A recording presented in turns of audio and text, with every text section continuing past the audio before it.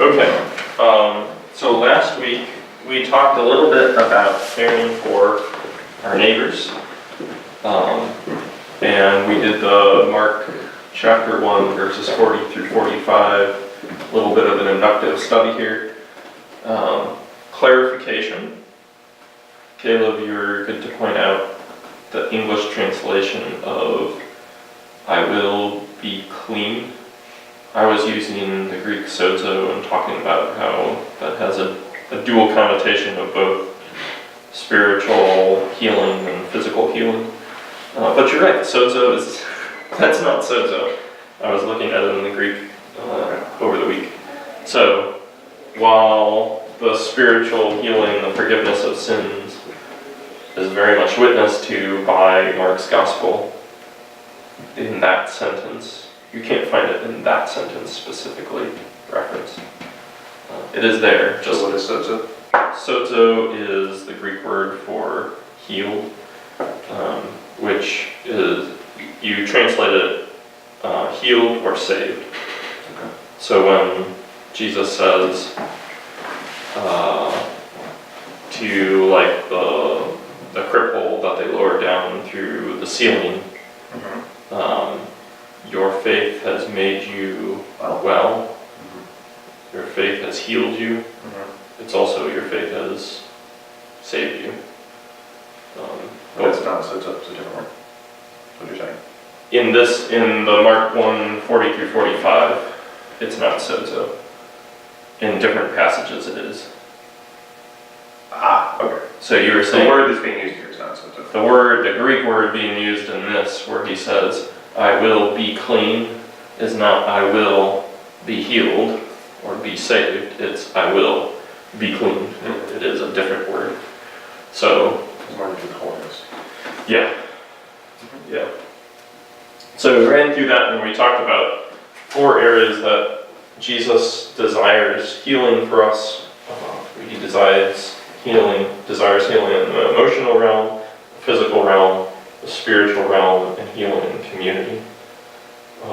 The emotional realm, he reaches out to touch the leper who wouldn't have had most likely any physical interaction for quite a while, depending on how long he'd been a leper.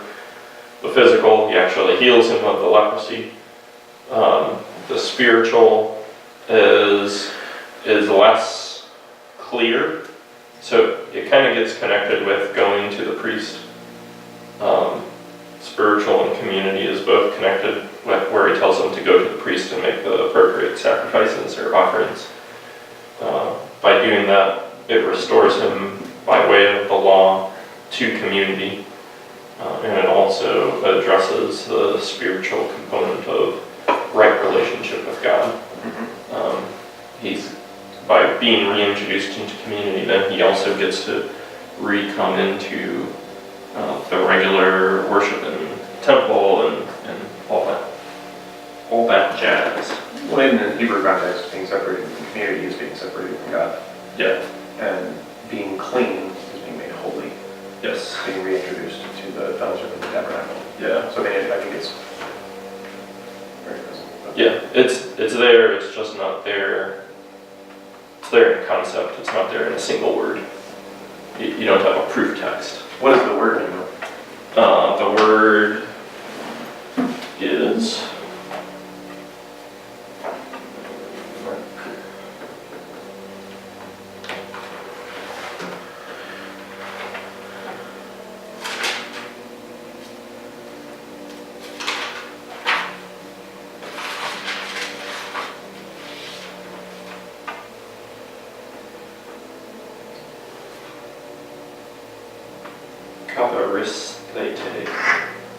katharisthetai, excuse me,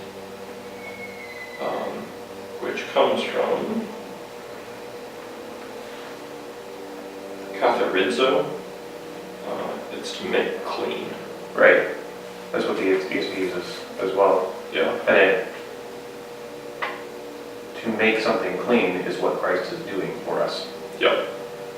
Yeah, and we talked about. I mean, it's referencing like all that stacks of Old Testament law. And we talked about Jesus never gets indicted with ceremonial uncleanliness, And if you go back to Leviticus, the warning for the priests of the sin sacrifice, be careful what it touches, because anything it touches is made holy. So when we as sinners touch Christ, he doesn't become unclean, we become holy. Yep. Okay, so that's all the background for you out there in TV land, or YouTube land, as it were.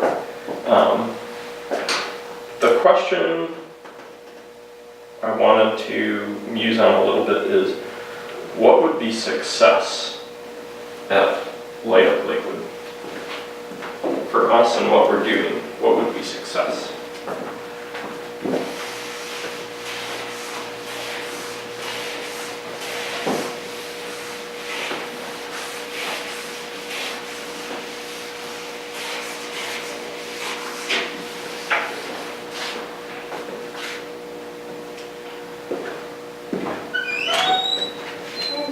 You asking me this question? And whoever walked in. Aha!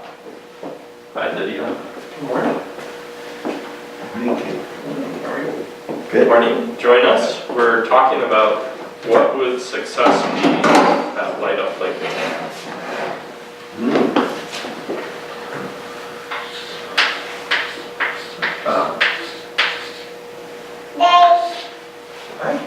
Let's say furthering any of those four ideas that we had before. Okay. So,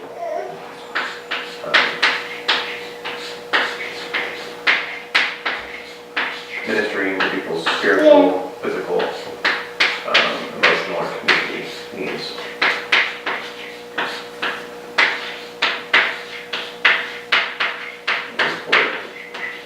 Furthering their physical, spiritual, emotional, or community wholeness. Use some kind of spiritual word. Yeah.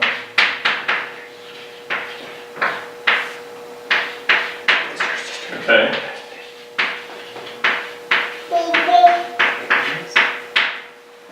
How about just befriending the community as a, so that they're not afraid to say hi or ask for prayer or. Yeah. Which is, it kind of ties into this community aspect, right? Because we're not interested in community for the sake of community. We're not interested that people have relationships with other people or relationships with us in particular, because friends are nice and everyone should have friends. There's a deeper motive, a deeper understanding of why we need friends, why we need to be in community, right? Yes, but because of those deeper motives, we are interested in them having friends. We are interested in them being friends with us. And if somebody doesn't get to those deeper motives, that's okay. Yes, but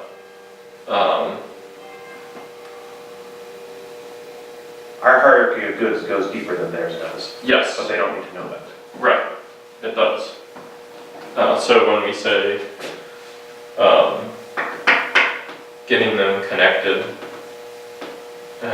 making them more comfortable with us, more willing to just interact with us on a surface level, that's actually part of this healing and community that Jesus wants for them. And I think it's just in the initial couple inches of it, and that's okay. And what Jerry was also saying was more taking away the fear that surrounds a Christian institution. Okay. Getting rid of some of that initial Because they reticence. won't realize what our ultimate goal is. But if we say, tell them what our ultimate goal is, they're gonna say, well, you know, have a good day. You know, yeah, because they don't know about it or understand it, they will be afraid of it, probably. Yeah, I'm not interested in your ultimate goal. I don't want anything to do with you. Yeah. Yeah. So, and more than that, when they, regardless of whether we see any results from something like this, when a non-Christian, I mean, this happens in not any context, but when a non-Christian interacts with a Christian, they interact with the Holy Spirit. Yes, Because we're in healing as well with the Spirit. yes. So that in and of itself is a valuable aim. Yes. I'm gonna summarize that as care of souls.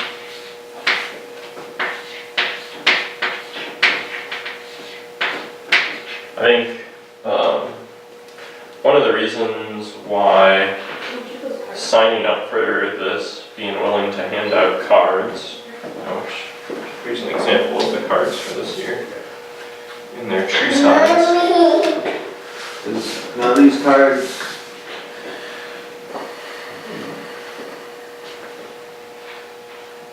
is this the cards that Sean has talked about? Yep.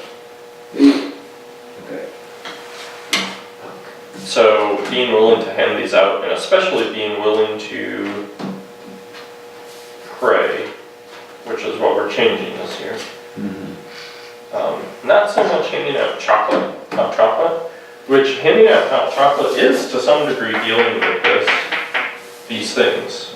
You know, the reasons why we're doing it, and the effect it has is the effect, of course, is beyond our understanding. We don't see the effect that it has in all the lives of the people who come. But it is touching on these things.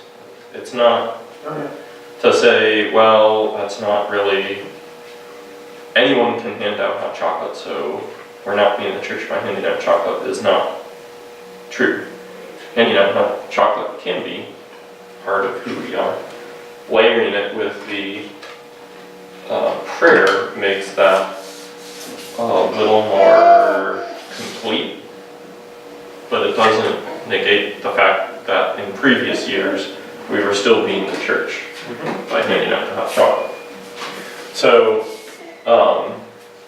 as you were saying, Caleb, just interacting with them is worth our time, regardless of what kind of response. I think in the past we've had this idea of, well, we're doing this for two reasons. The first is to establish relationship with the city and with groups in the city, and that actually has been very successful, highly successful, which isn't always apparent to everyone in the parish. And why is that successful? Is there some couple items that this is what has made the difference compared to someone else? Because we're not the first ones to do this, right? Right, there's another group who does this as well. I think part of the success has been just our general character and demeanor and the kindness we have. And probably not only during Light Up Lakewood, but other times. Yep. Part of it has also been who we've had interacting with them and the personal relationships that have been established there, which has gone over to establishing the When you say them, you're talking about sometimes city authority? Yeah, the Light Up Lakewood leadership. It might be more than that, but at the very least that. So kind of city governance, it has helped. And those personal relationships have fed the organizational relationships and helped establish them. But it's hard to stand out there and hand cards, and clearly the person you're handing the card to has no desire for your card. Well, they're gonna I want your card, I'm just gonna throw them away. I will only take it because socially it is polite to take it, and it would be rude not to. But everything about their body language is saying, I don't want your card. And that's hard. It's hard to stand there for hours having people turn you away time and time again, essentially. And that's why it's intimidating for us. But if we look at this, if this is success, and success is not an increase in attendance, That would be success as well. that would be a side effect of success. But, and it would be success, but it's not the only success. It's again a piece of the spiritual. Yeah, it is a piece of the spiritual. But we have kind of made this the ultimate success. We've raised it above other things. Well, if you tried to put that out front, and I'm recording too, so if you can, yeah, thank you. sorry recorder. If you make that kind of your primary and tell that to people, they're not going to buy in. That's not their success. Their success is to get warm by hot chocolate or not being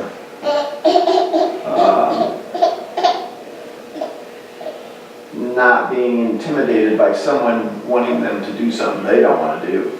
Right. And we have had in, I think it's 2 or 3 years now we've done this, we haven't had a single person show up to church as a result of our efforts.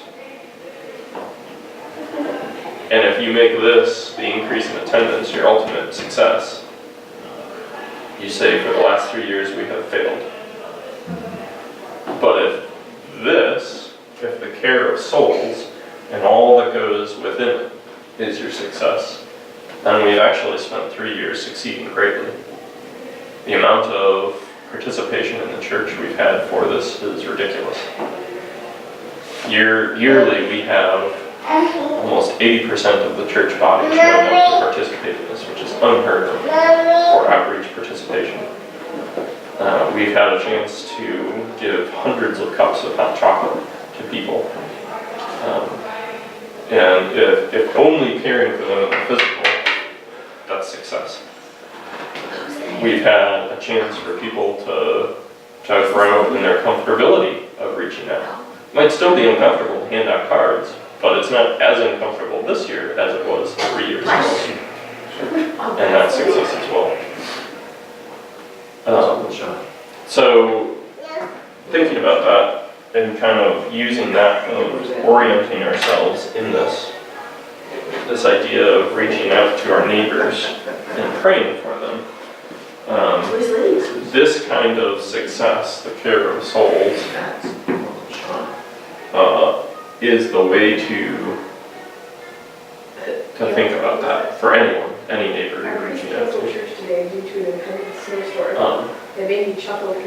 And that leads us to understanding what our role is in that period. Our job is to be faithful witnesses, right? Our job isn't to convert anyone. That's a lot of times we use in the church the term, oh, I led someone to Christ. You didn't lead someone to Christ. The Holy Spirit led them to Christ. And you were his faithful witnesses. So that removes the burden for us when we hand out a card, when we say, hey, we've got Christmas services coming up, here's a card, please come join us.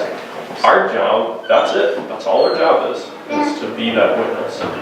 What they do with it is not our job, it's not our responsibility, it's to get them to want this card, to get them to want to show up is not us, that's God. Now, we don't want to go about this in a way that hinders their desire to show up in terms of how we interact with them and the witness that we have. If we clearly don't care about our neighbor and we're just walking through the motions, now we're not being faithful witnesses. But their response is not our job, not in our hands. So when you get refused 100 times in that night, you're not getting refused, God's getting refused in that moment, and you don't know what will come out of it. So our job is to witness, God's job is to change and draw people to him. So I want to pause for a moment. Any Any thoughts on that? Makes sense. Okay. So praying for people in this kind of situation, and we'll talk first in general for praying for your neighbor, and then we'll talk about Light Up Lakewood specifically. I don't think I've ever offered someone prayer more where maybe once I've had it turned down. But in the years I've been doing it, and I only got comfortable doing it, in 2011, 2012. So only in the last six or 7 years. And in the 6 or 7 years, I think I've only been turned down once, maybe. You offer it, and it's someone who actually cares about you. So people are pretty readily accepting. But then you have to decide, okay, how are you going to offer this for them? And what's their level of comfortability with it? Because to have something so personal and so intense as, I'm going to pray for you, which is not normal in our culture. Normally we wish people well, we say, oh, I'm thinking of you, which is kind of an amorphous thing. It doesn't really require us to be for or against them. We're just thinking about them, and that's a safe place. But for someone to say, I care about you enough that I want to go to who I think is the supreme being of the universe, because I think he cares about you, and talk with him about it. Believe. Yes. I believe that, yeah, thank you. The supreme being of the universe cares about you, and cares about me enough to listen to me as I bring your problems to him. That is very rich meat in a culture that offering prayer, or offering any sort of relational connection is uncomfortable in those hard situations. So I've always found that keeping the prayer fairly short, and we talked about this in our prayer class, keep it short, keep it succinct. Rambling on, just filling the space with words isn't really that helpful. I always, to the best of my ability, use their name. And not only does it make it personal, but also, again, in the belief that God cares about you. If I use your name, I'm not saying, hey, there's this guy who lives down the road, this is his full name, this is his address, just in case you haven't seen him, haven't noticed him. I just use your first name, and it automatically assumes if I'm talking to God about you, he knows who you are. He knows what's going on in your life. Subtle things, but important. Depending on what kind of relationship I have with the person, as we talked about in class, I'll ask them, hey, can I put my hand on you? And that gets into this emotional. We see Jesus put his hand on the leper. We're saying, hey, I want to physically connect with you. We had someone here a couple weeks back who was having pain in their foot, and their foot had some medical issues with it. They were worried that it was not real pleasant, that it was not real clean. And I said, can I touch you? Can I anoint you? And they were concerned. Well, it's not really that clean. Like, I'm not worried about that. If you're willing, I want to do this. Okay. And not being willing to go into what they're worried about is an undesirable, uncomfortable situation for us. Really communicates a lot of this emotional care. And then finally, just in I think one case that I've had where people don't desire the prayer, you give the prayer whether they want it or not. The question is, do you pray with them, or do you pray silently after you've disengaged? Right? Thoughts? No, I'm curious as to how this would work on Saturday. Yeah. So on Saturday, if handing out a card to people is uncomfortable, telling everyone, all right, go out into the crowd and solicit opportunities to pray for people is far away more uncomfortable than that. So what we're going to do is we're going to have a sign. We're going to have a couple signs that say, have a tagline. We're still trying to decide on the tagline, what we've got at the moment.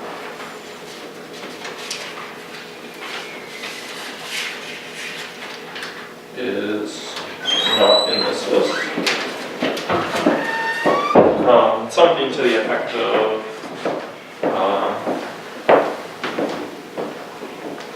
God cares about your troubles. Let us pray with you. And then an option, write a request, or let us pray with you now. Somehow we're communicating. You don't actually have to go. If you don't want someone to pray for you right now, you can just write it down, and we'll pray for whatever you're requesting throughout Advent, through Christmas. If you do want prayer now, we'll pray with you right now. That's fine. So whatever level you're interested in. But instead of going out and soliciting the opportunities, we are giving them the advertising, giving them the option, and then whoever comes into us, then we get to pray with, to help, to connect with. So when you get to that point where you're saying, okay, let me pray with you, here's a card, here's who we are, if you're interested, here's where to find us again, here's where to find God's people. Now you're dealing with someone who already wants to interact with you. So you're kind of culling the crowd by giving them the option of coming to you, where you don't have to convince them. Whatever's going on in their life, the Holy Spirit is already at work in drawing them to Himself in such a way as they are willing to come and ask for. So presumably we'll also be cards out of a chocolate table. Yes. And that's, at least when I was kind of doing this in the initial stages, it was far less intimidating to pray with or for someone who's like, yeah, I want prayer, than ask someone, hey, would you like this? It's like, whoa, I'm really putting myself out on a limb here. So that's what we're going to do. Because we also don't want to, we talked about establishing the relationships with the community and the city leadership. We don't want them to say, hey, those Lakewood Anglican folks, they were running the hot chocolate stand and that was really good, but now we're starting to get complaints from people because they're going out in the crowd and disrupting. That shouldn't prevent us from going out and being faithful witnesses and spreading the gospel. But it doesn't mean we have to be stupid about it. It doesn't mean we have to potentially endanger the relationships we have with the city. We can still do that outreach without endangering that. Which is why, for the people in the hot chocolate line, the folks who are trained will not at all go to them and solicit prayer. It's not. Yeah. The signs will be there. They've got the option. If they want it, they come. If they don't, we're not going to bother them. So your vision, these people that are praying are going to be, are they going to also be on their pass out hot chocolate, or are they just going, what's the? That depends on what load we have. If, I was looking statistics up about this. In the course of one event, this brings approximately 20,000 people down that street, based on the city's numbers. If 0.5% are interested at all in prayer, which is statistically pretty small. But I'd say maybe 15% of that 20,000 is not being chocolate. Yes. There's So you a have to do 0.5% of the 15%. Yeah, but we're not just advertising to people getting chocolate. This is, anyone walking past can see these signs. Okay. But if 20,000, half of a percent is 100 people. If 100 people stop by and ask for prayer, every 2.4 minutes, we're going to be praying for a new person. And I don't think we'll necessarily get 100 people, because there's how many people are actually going to pass in front of us, how many people, when looking around, will notice the signs, right? So it's a smaller subset of that. But potentially, we could be pretty busy. If we're not busy, we can hand out hot chocolate, fill whatever need is there, or just stand and pray for the people who are walking past. Are the signs going to somehow demonstrate how to play? I'm putting myself in the shoes of the person who's coming and wanting prayer. Yep. Okay, see, sign says, write a request or be prayed for now. Presumably the cards are right there to write a request on the list of baskets with them in. Yep. I can do that, that's easy, I understand what I need to do. Yeah. But how do I know where I'm supposed to go if I want to be prayed for? Yeah.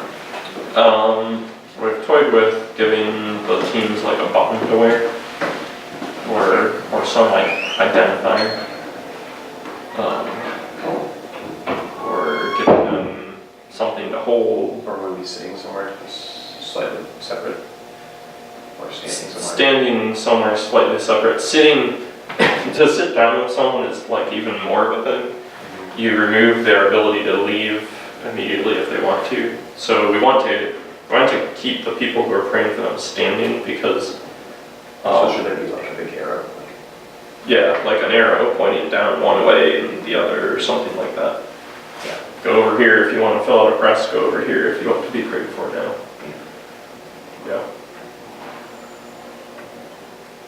Are you going to call? I probably will, but I'll have a coat on, so I am not going to dress up in any sort of fancy liturgical garb. That's good.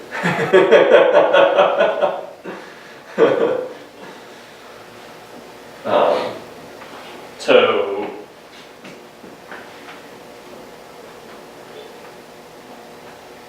any other questions specifically about Light Up Lakewood?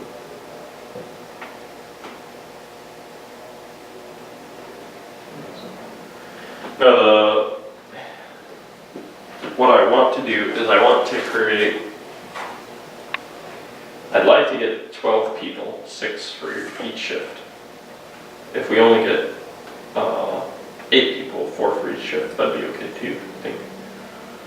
And I want a team of women and a team of men. And that way there's that level of comfortability with them. You can pray with your own gender. And I want to take someone who I think will be more confident or more comfortable with it, and pair them with someone who's not quite as confident. And then if we get those, I'll flip between. Looking for two. Maybe not. I'll probably do I'll talk with the women who are praying for women, but I won't be there when they're praying for women. I think they were. It's almost like listening to here. It's for the first shift, 2 women, 2 men, and you. Second shift, 2 women, 2 men, and you. Yep. I think that's the most likely thing that will happen. And then are those 2 men praying together for the same person? You pray for the same person, but you don't both have to pray. And this gives the ability, the person who's more comfortable with it can start out, and as the night goes on in your shift, the more people you go, the person who's less comfortable can say, okay, like I've seen it, I see what it is, I see how brief it can be, what you have to cover, okay, let me give it a shot. I'll pray this time. The way I did it when I was being kind of discipled in this, they said, I'm going to pray, and then I'll leave a space for you. If you want to pray, then go ahead and join in. If you don't want to pray, then just close us. And that gave me the freedom to be like, okay, I'm confident enough this time, I'm going to say something. Whereas the other times it's like, no, this is good, I've seen it, let's just say amen. And that gives the person who's less familiar or comfortable with it the opportunity to build in their confidence and then join in when they're ready to join in. So are you going to assign somebody to start the prayer at the beginning of the thing? I'll talk with the groups and say, I've got a list of people, I've got the list who I think will have experience in the past and will be comfortable starting. I've got the list who I think will be good at it, but might have less experience, or might not be as comfortable. And I've got the list of people who I think are very uncomfortable, or not very, are uncomfortable and don't have experience. I've got each section, so depending on who I get, I'll group together, and I'll be constantly talking with the groups and doing that. Let's talk about what's going on. What was that like? Kind of debriefs. Because this is, not only is this caring for them, but this is actually a discipleship opportunity for the church. This is, how do we grow in this? How do we get more comfortable in this? How do we learn how to do this?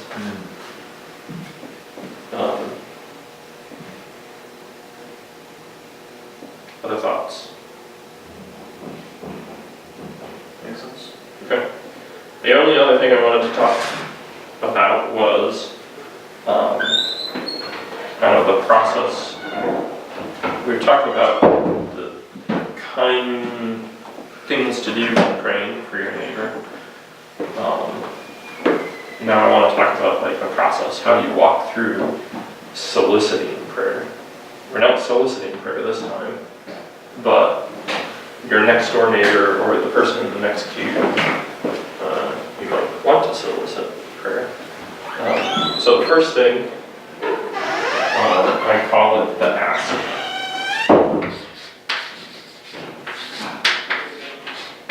So you're actually asking them, hey, something really bad is going on in your life.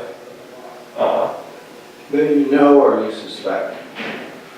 I only do this if I know it. Like if they're willing to share with me, if my next door neighbor or the person in the next queue is talking to me and saying, I have this terrible health situation and I don't know what to do, and I just don't seem to be getting better. I listen, I learn about it, I express my care and concern for it the way everyone else would, by being interested just in conversation. And then I say, well, this is really hard, and I hope that it gets better soon. Can I pray for you? And get that answer, yes or no. And then I judge who it is and what kind of relationship I have with them. And the next question I call the clarification. I do too. So if I've gotten permission to pray for them, then I ask, well, can I pray for you right now? So they might say, yeah, I want prayer, but I'm not comfortable with you praying for me now. That's fine.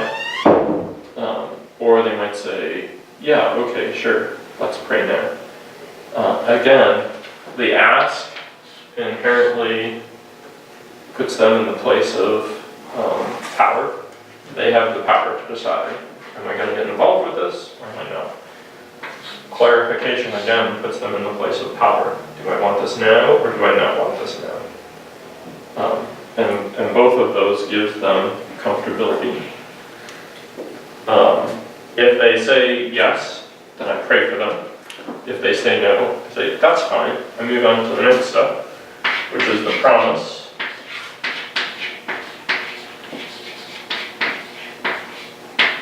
And I say, well, I will be praying for you about,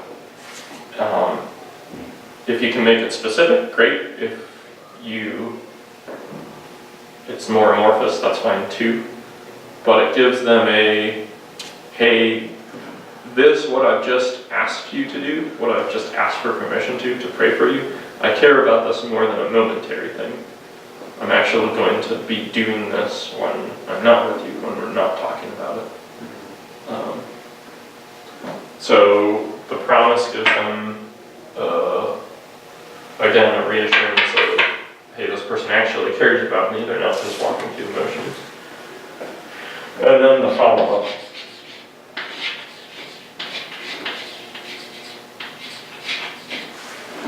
Going back to them after a little bit of time and saying, hey, and you can't just say this, you actually have to be praying for them. Hey, I've been praying for you. How is X going? How are things going? Tell me about it.